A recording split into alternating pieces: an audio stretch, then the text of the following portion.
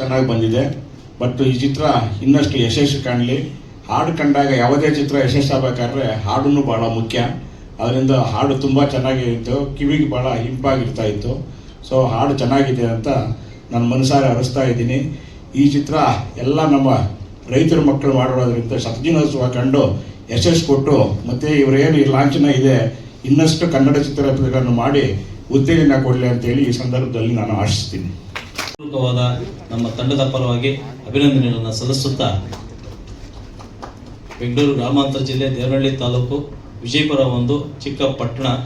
ಅದರಲ್ಲಿ ನಾವೆಲ್ಲ ಒಂದು ಸ್ನೇಹಿತರು ಒಂದು NGO ಅಲ್ಲಿ ಕೆಲಸ ಮಾಡ್ತೀವಿ. ಎಲ್ಲರೂ ಸಹ ನಾವೆಲ್ಲ ಕೂಡಿ ನಮ್ಮ ನಿರ್ದೇಶಕರಾದಂಥ ವಸಂತ್ ಕುಮಾರ್ ಅವರು ಒಂದು ಚಿತ್ರಕಥೆ ಇದೆ ಚೆನ್ನಾಗಿ ಅಂತ ಹೇಳ್ತಾ ಹಿಂಗೆ ಸ್ಟೋರಿ ಹೇಳ್ತಾ ಇದ್ದಾಗ ನಾವೇ ಎಲ್ಲ ಸೇರಿ ಒಂದು ಸಿನಿಮಾ ಮಾಡೋಣ ಸರ್, ನಿಮ್ಗೆ ಏನು ಬೇಕಾ ಅಂತೇಳಿ ನಾವು ಎಷ್ಟೋ ಜನ ಸೇರಿ ಈ ಸಿನಿಮಾಗೆ ನಾವು ಬೆಂಬಲ ಕೊಟ್ಟು ಸಿನಿಮಾ ಚಿತ್ರೀಕರಣ ಆರಂಭಿಸಿದ್ವಿ. ಚಿತ್ರೀಕರಣ ಆರಂಭಿಸಿದಾಗ ನಾವು ಯಾರನ್ನ ಇಲ್ಲಿ ಹೀರೋ ತಗೊಬೇಕು ಅನ್ನೋ ಒಂದು ಇದು ಬಂದಾಗ ನಾವು ಅವತ್ತಿಂದ ಎಲ್ಲರೂ ರಾಜ್ಕುಮಾರ್ ಅವರ ಒಂದು ಪ್ರೇರಣೆಯೊಂದಿಗೆ ಆ ಗ್ರಾಮೀಣ ಪ್ರದೇಶದಲ್ಲಿ ಇರ್ತಕ್ಕಂಥ ಎಲ್ಲರೂ ಅವರ ಒಂದು ಇದರಲ್ಲಿ ಬಂದಿದ್ದರಿಂದ ನಾವು ವಿಜಯ ರಾಘವೇಂದ್ರ ಸರ್ನ ತಗೊಳ್ಬೇಕಂತ ನಾವೆಲ್ಲ ತೀರ್ಮಾನ ಮಾಡಿ ಆ ದಿವಸ ನಾವು ಅವ್ರನ್ನ ಸೆಲೆಕ್ಟ್ ಮಾಡಿದಾಗ ಭಾಳ ಅವರು ಮನೆಗೆ ಹೋಗಿ ಕೇಳಿದಾಗ ಭಾಳ ಖುಷಿಯಿಂದ ಈ ಒಂದು ಚಿತ್ರೀಕರಣ ನಾಯಕ ನಟನಾಗಿ ಮಾಡ್ತೀನಿ ಅಂತ ಒಪ್ಕೊಂಡ್ರು. ಅಂದಿನಿಂದ ಕೊನೆಯ ಲಾಸ್ಟ್ವರೆಗೂ ನಮಗೆ ಸಂಪೂರ್ಣವಾದ ಸಹಕಾರವನ್ನು ನಮ್ಮ ನಾಯಕ ನಟರು ಕೊಟ್ಟಿದ್ದಾರೆ. ಯಾವತ್ತೂ ಅವರು ನಮಗೊಂದು ದಿವಸನೂ ನೀವೆಲ್ಲ ಸಹಕರಿಸಬೇಕು. ಪ್ರತಿ ಮನೆಗೂ ಆ ರಥದ ಒಂದು ಸೌಂದರ್ಯವನ್ನು ತೋರಿಸ್ಬೇಕು. ನೀವೆಲ್ಲ ನನಗೆ ನಿಮ್ಮ ಸಹಕಾರ ಬಹಳ ಮುಖ್ಯ.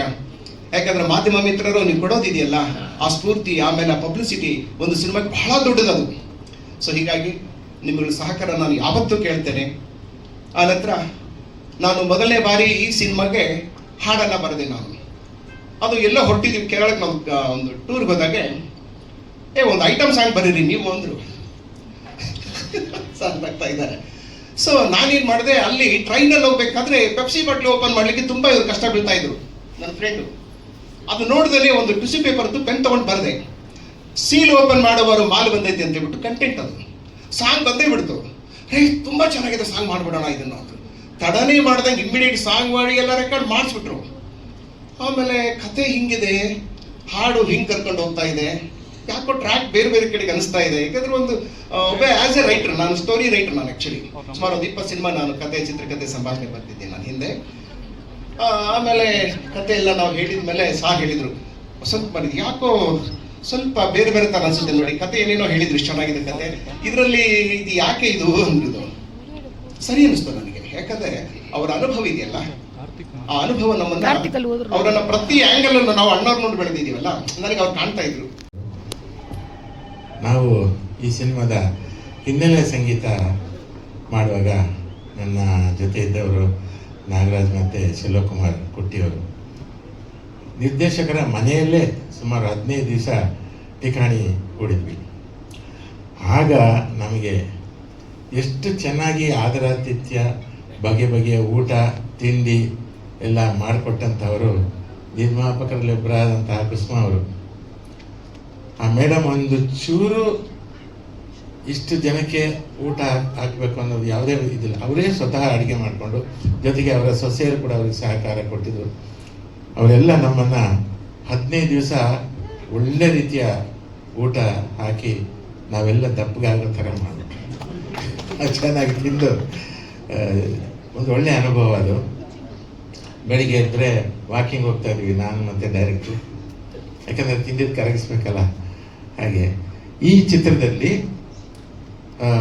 ಮೇಘನಾ ಹಳಿಯಾಳ ಬಂದಿದ್ದಾರೆ. ಎಲ್ಲಿಮ್ಮ ಬನ್ನಿಮ್ಮ. ಬಂದಿಲ್ಲ. ಆಮೇಲೆ ಚೇತನ್ ನಾಯಕ್ ತುಂಬ ಸಿನಿಮಾಗಳಿಗೆ ಹಾಡ್ತಾ ಇರ್ತಾನೆ, ಕನ್ನಡದಲ್ಲಿ ತುಂಬ ಹಾಡಿದ್ದಾನೆ, ಆದರೆ ಇನ್ನೂ ಸರಿಯಾಗಿ ಗುರುತಿಸಲಿಲ್ಲ ಯಾರು. ಆ ಚೇತನ್ ನಾಯಕ್ ಹಾಡಿದ್ದಾನೆ ಮತ್ತು ಶ್ವೇತಾ ಪ್ರಭು ಅವರು ಹಾಡಿದ್ದಾರೆ. ಅವರ ರೀತಿಯಲ್ಲಿ ಹಾಡ್ತಾ ಸ್ವತಃ ಬೇರೆ ಚಿತ್ರಗಳಿಗೆ ಅವ್ರದ್ದೇ ಒಂದು ಧ್ವನಿಯಲ್ಲಿ ಹಾಡ್ತಾ ಇದ್ದಂಥ ಎಲ್ಲರಿಗೂ ಗೊತ್ತು. ವಿಷ್ಣು ರಾಮನ್ ಅಂದರೆ ಎಲ್ಲರಿಗೂ ಗೊತ್ತು, ಅವರು ಇದರಲ್ಲಿ ಹಾಡಿದ್ದಾರೆ. ಹೀಗೆ ಗಾಯಕಿಯರೆಲ್ಲ ಬಳಗ ನಮ್ಮ ಕನ್ನಡದವ್ರದ್ದೇ ಆಗಿದೆ. ಹಾಗೆ ಮಾಡ್ತಾ ಸಿನಿಮಾ ಕ್ಷೇತ್ರದಲ್ಲೇ ದುಡಿದಂಥ ವಸಂತ್ ಕುಮಾರ್ ಅವರ ಕನಸು ಈ ರುದ್ರಾಭಿಷೇಕದಿಂದ ಆಗಿದೆ. ಹಾಗೆ ನಮ್ಮನ್ನೆಲ್ಲ ಆಯ್ಕೆ ಮಾಡಿ ಅತ್ಯುತ್ತಮವಾಗಿ ನಮ್ಮನ್ನೆಲ್ಲ ನೋಡಿಕೊಂಡು ನಡೆಸ್ಕೊಂಡು ಪಾತ್ರಗಳನ್ನ ಕೊಟ್ಟು ಪಾತ್ರ ಪೋಷಣೆ ಮಾಡಿ ನಮ್ಮನ್ನು ಸಿನಿಮಾದಲ್ಲಿ ತೋರಿಸಿದ್ದಾರೆ. ನಂದು ಕೂಡ ಈ ಸಿನಿಮಾದಲ್ಲಿ ದ್ವಿಪಾತ್ರದಲ್ಲಿ ಬರ್ತದೆ, ತಂದೆ ಪಾತ್ರ ಮತ್ತು ಮಗನ ಪಾತ್ರದಲ್ಲಿ ಬರುತ್ತೆ. ಇದು ಇವತ್ತೊಂದು ಸಿನಿಮಾ ಹಾಡಿನ ಬಿಡುಗಡೆ ಕಾರ್ಯಕ್ರಮ ಆದ್ದರಿಂದ ನಿಜವಾಗ್ಲೂ ಮನೋಹರ್ ಸರ್ ಭಾಳ ಅತ್ಯಮೂಲ್ಯವಾಗಿ ಮಾತಾಡಿದ್ರು. ಹಾಗೆ ಹಾಡುಗಾರನ್ನು ಕೂಡ ಪರಿಚಯ ಮಾಡಿಸಿದ್ದು ತುಂಬ ಖುಷಿ ಆಯಿತು. ಸಿನಿಮಾ ಚೆನ್ನಾಗಿ ಮೂಡಿ ಬಂದಿದೆ, ಅದರಲ್ಲೇ ಎರಡು ಮಾತಿಲ್ಲ. ಎಲ್ಲ ಒಟ್ಟಾಗಿ ಸೇರಿ ಮಾಡುವಂಥದ್ದು, ಎಲ್ಲರೂ ಅಭಿನಯ ಮತ್ತೊಂದು ಮತ್ತು ಟೆಕ್ನಿಕಲ್ ಕ್ರೂ ಮತ್ತು ಹುಡುಗರು ಎಲ್ಲ ಚೆನ್ನಾಗಿ ಮಾಡಿದ್ದಾರೆ. ನಾನು ಈ ಪಾತ್ರ ಕೊಟ್ಟಿದ್ದಕ್ಕೆ sir thank you very much. ನನ್ನ ಒಂದು ಕನಸಿತ್ತು, ಕನಸಂದರೆ ಸಾಮಾನ್ಯ ಎಲ್ಲ ನಿಮ್ಮದು ಪಾತ್ರದಲ್ಲಿ ಯಾವುದಾದ್ರು ನಿಮ್ಗೆ ಇಷ್ಟವಾದ ಪಾತ್ರ ಯಾವುದಾದ್ರು ಮಾಡಬೇಕು ಅನಿಸ್ತಾ ಇದೆಯಾ ಅಂತ ಒಳಗಡೆ ಇತ್ತು, ಹೊರಗಡೆ ಸುಳ್ಳು ಹೇಳ್ತಿದ್ದೆ. ಇಲ್ಲ ಪಾತ್ರಗಳು ಮಾಡಿದ್ದೀನಿ, ಮಾಡ್ತಾ ಇದ್ದೀನಿ, ಸಂತೋಷ ಇದೆ ಅಂತ. ಆದರೆ ನನಗೆ ಪೌರಾಣಿಕ ಒಂದು ಮಾಡಬೇಕು ಅನ್ನೋದೊಂದು ಬಹಳ ಆಸೆ ಇತ್ತು. ಯಾಕಂದರೆ ಪೌರಾಣಿಕ ಅನ್ನೋದು ನಮ್ಮ ಪರಂಪರೆ, ಅಣ್ಣವ್ರ ಪರಂಪರೆ. ಅದರಿಂದ ಹೊರತಾಗಿ ನಾವು ಯಾರು ಅದರಿಂದ ತಪ್ಪಿಸ್ಕೊಂಡು ಹೋಗೋಕ್ಕೆ ಸಾಧ್ಯ ಇಲ್ಲ. ಆ ಒಂದು ಕನಸನ್ನು ನನಸು ಮಾಡಿದವರು ನಮ್ಮ ನಿರ್ದೇಶಕರಾದಂಥ ವಸಂತ್ ಕುಮಾರ್. ನನಗೆ ದಕ್ಷನ ಪಾತ್ರವನ್ನು ಈ ಸಿನಿಮಾದಲ್ಲಿ ಕೊಟ್ಟಿದ್ದಾರೆ. ಅತ್ಯದ್ಭುತವಾದ ಗೆಟಪ್ಪು, ಮತ್ತೊಂದು ನಾವೆಲ್ಲೇ ಹೋದರೂ ಹೇಗೆ ಹೋದರೂ ಪೌರಾಣಿಕದ ಪಾತ್ರಗಳು ಯಾವುದನ್ನೇ ನಾವು ಮಾಡಿದ್ರೂ ಕೂಡ ಅಣ್ಣವ್ರನ್ನಂತೂ ಬಿಟ್ಟು ನಾವು ಅಣ್ಣವರ ನೆನಪನ್ನು ಬಿಟ್ಟು ಅಣ್ಣವರ ಛಾಯೆಯನ್ನು ಬಿಟ್ಟು ನಾವೆಲ್ಲೂ ಹೋಗಕ್ಕೆ ಸಾಧ್ಯನೇ ಇಲ್ಲ.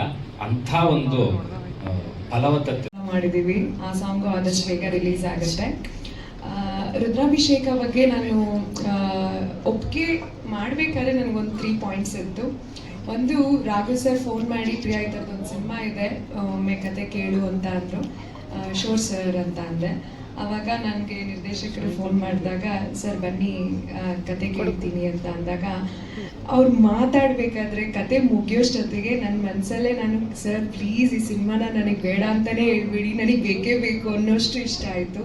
ಕಾರಣ ಈ ಸಿನಿಮಾದಲ್ಲಿ ಒಂದು, ನಾನು ಶಿವನ ಭಕ್ತೆ, ಶಿವನ ಬಗ್ಗೆ ತುಂಬ ವಿಷಯಗಳಿದೆ.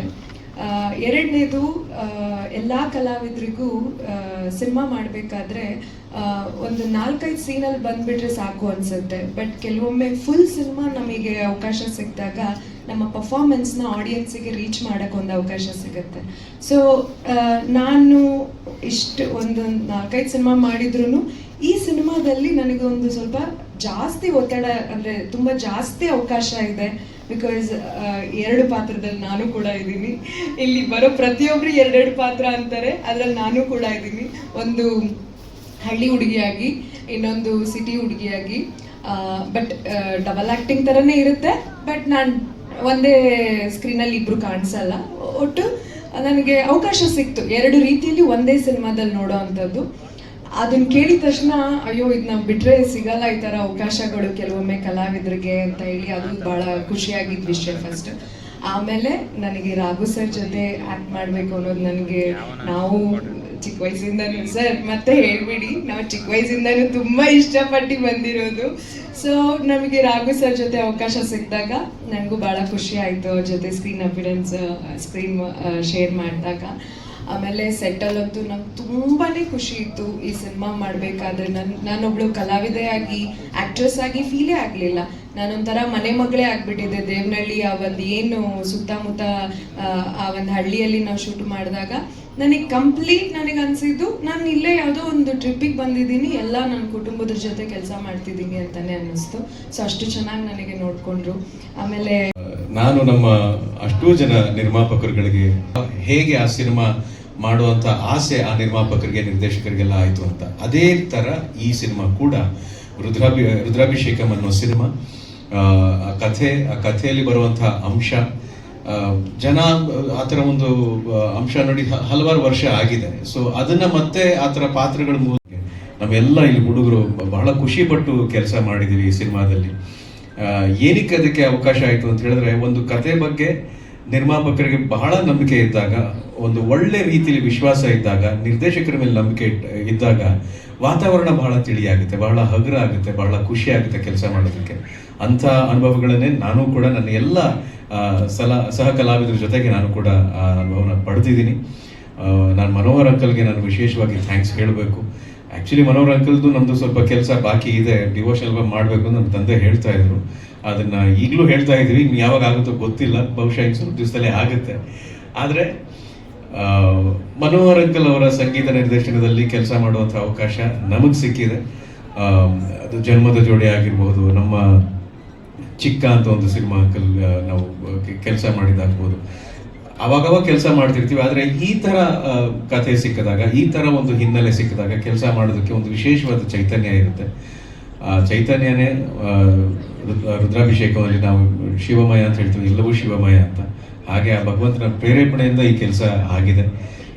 ಮುಂದಕ್ಕೂ ಕೂಡ ನಿಮ್ಮೆಲ್ಲರ ಪ್ರೀತಿ, ಪ್ರೋತ್ಸಾಹ, ಮಾರ್ಗದರ್ಶನ ಮೇಲೆ ಇರಲಿ ಅಂತ ನಾನು ಕೇಳಿಕೊಂಡು ಬೇಡಿಕೊಂಡು, ನಿಮ್ಮೆಲ್ಲರ ಪ್ರೋತ್ಸಾಹ, ನಿಮ್ಮೆಲ್ಲರ ಆಶಯ ನನಗೆ ಬಹಳ ಮುಖ್ಯ ಎಂದು ಪ್ರತಿ ಹಂತದಲ್ಲೂ ಅದೇ ಕೇಳ್ಕೊಳ್ಳೋದು. ನಾವೇನೇ ಕೆಲಸ ಮಾಡ್ಬೋದು, ಕೆಲಸ ಮಾಡ್ತೀವಿ, ಆ್ಯಕ್ಟ್ ಮಾಡ್ತೀವಿ, ಪ್ರಮೋಟ್ ಮಾಡ್ತೀವಿ, ಆದರೆ ಅದೆಲ್ಲದರ ಹಿಂದೆ ಒಳ್ಳೇದಾಗಲಿ ಇವ್ರಿಗೆ ಅನ್ನೋದು ಉದ್ದೇಶ ಜೊತೆಗೆ ನೀವು ಬರ್ತಿರಲ್ಲ, ನನಗೆ ಅದು ಬಹಳ ಮುಖ್ಯ.